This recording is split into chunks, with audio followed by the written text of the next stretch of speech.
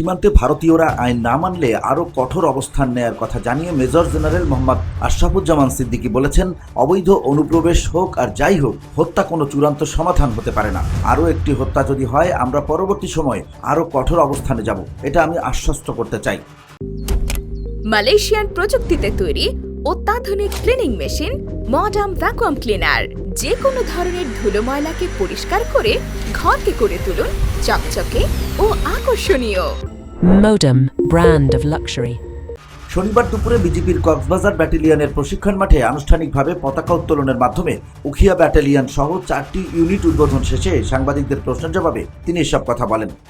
সীমান্ত রক্ষা, চোরাচালান প্রতিরোধ, নারী শিশু পাচার রোধ সহ যে কোনো ধরনের সীমান্ত অপরাধ দমন, জনসাধারণের জীবন ও সম্পদ রক্ষা সহ সরকার কর্তৃক অর্পিত যে কোনো দায়িত্ব নিষ্ঠার সাথে পালন করে আপনারা বিজিবির সুনাম ও মর্যাদা আরও বৃদ্ধি করবেন। ভবিষ্যতেও খুব তাড়াতাড়ি আরও যেন ব্যাটালিয়ন এই বিজিবির সাথে যোগ হতে পারে, সেই জন্য আমরা চেষ্টা। বিজিবি মহাপরিচালক বলেন, সীমান্ত হত্যা কোনোভাবে কাম্য নয়। ভারতীয় অনুপ্রবেশকারীদের গ্রেপ্তারের পর যথাযথ সম্মান দিয়ে তাদের কাছে আমরা হস্তান্তর করি। সেটা কতটুকু আর করা যাবে যদি তারা না করে।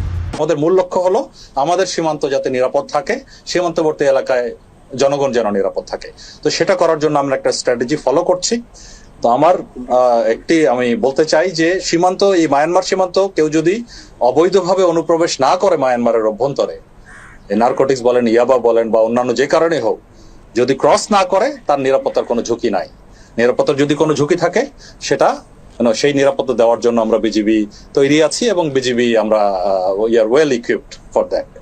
সম্প্রতি ভারতের নয়াদিল্লিতে অনুষ্ঠিত বিজিবি বিএসএফ সম্মেলন সম্পর্কে তিনি বলেন, সেই সম্মেলনে সীমান্ত হত্যা নিয়ে আলোচনার বিষয়টি প্রাধান্য 1 নম্বরে ছিল। ব্রাহ্মণবাড়িয়ার কসবা সীমান্তে বিএসএফ এর গুলিতে যুবক নিহত হয়েছে। সেই ঘটনায় গতকাল সন্ধ্যা থেকে এখন পর্যন্ত বিএসএফ সদর দপ্তর থেকে শুরু করে সবখানে বিজিবির পক্ষ থেকে অত্যন্ত জোরালো প্রতিবাদ জানানো হয়েছে, কিন্তু ভারতের পক্ষ থেকে কোনো সাড়া মেলেনি।